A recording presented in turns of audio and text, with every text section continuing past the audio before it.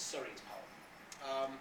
There are more syntactical and metrical inversions. You may have found when you're reading that poem or looking through it relative to Surrey's that it's a bit more difficult to read because there's a lot more of this kind of inversion of word order and how that affects the meaning.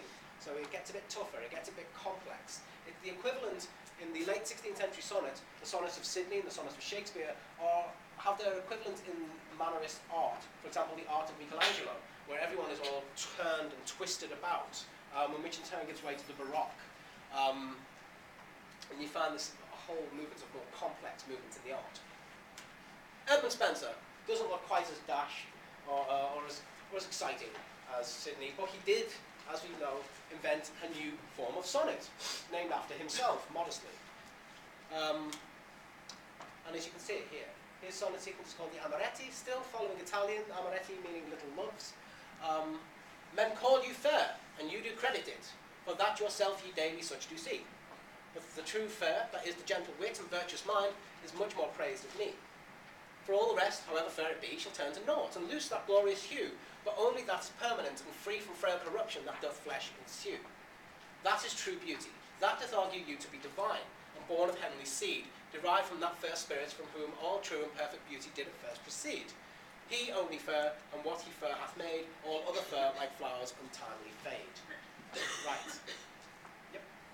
Isn't Amoretti the name of the biscuit one has? It is, yeah, absolutely, yeah. So the little sort of, I was going to mention the biscuits as well.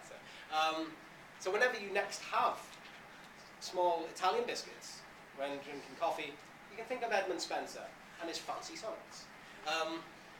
It, see, wit, me. Now, A, B, fair enough. But look, B, after me.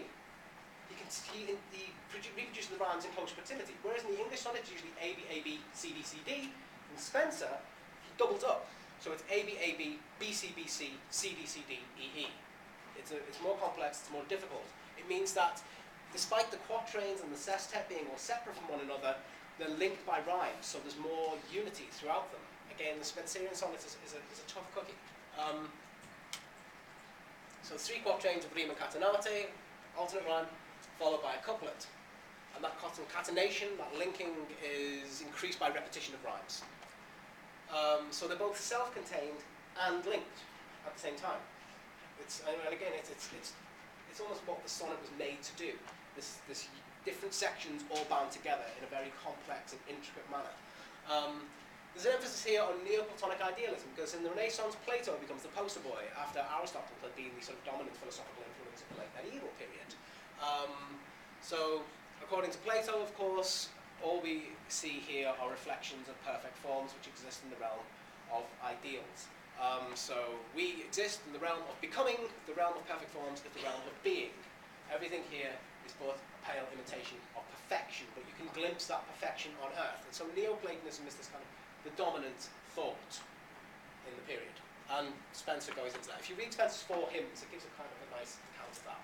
So perfect, what we see as beautiful is but a reflection of heavenly or perfect or ideal beauty which is unchanging and eternal. Shakespeare, on a better day, he scrubbed up that day. We probably don't have time to run through Shakespeare in any detail, but you know Shakespeare and you're going to be looking at him in the seminars. Sonnet 20.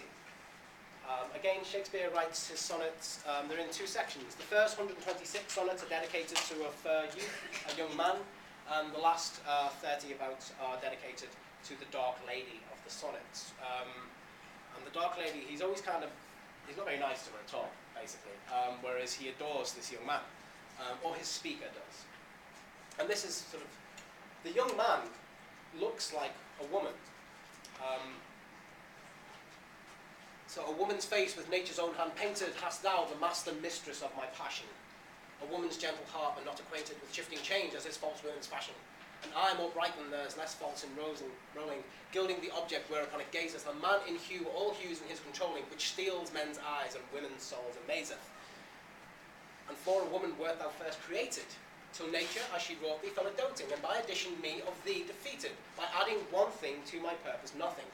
For since she pricked thee out for women's pleasure, mine be thy love, and thy love's use their treasure. There is a very, very dirty joke going on in this poem.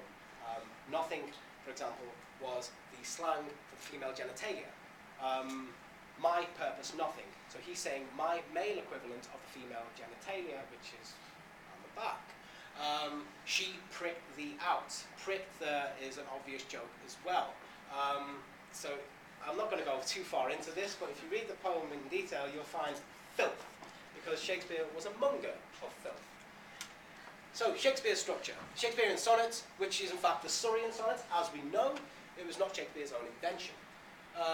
What you get in this sonnet is an accumulation of images which provides an overall effect. And it's enhanced by anaphora. Anaphora is that repetition of words at the beginning of successive lines. So, a woman's, a man, I shall see. It's an economical use of enjambment. It's not too much, it's not too little, it's just right. It's the golden mean. And the imagery in turn between the stanzas creates links between everything else, between the self-contained portraits. So it's a really effective balance. He gets form and matter right. Shakespeare is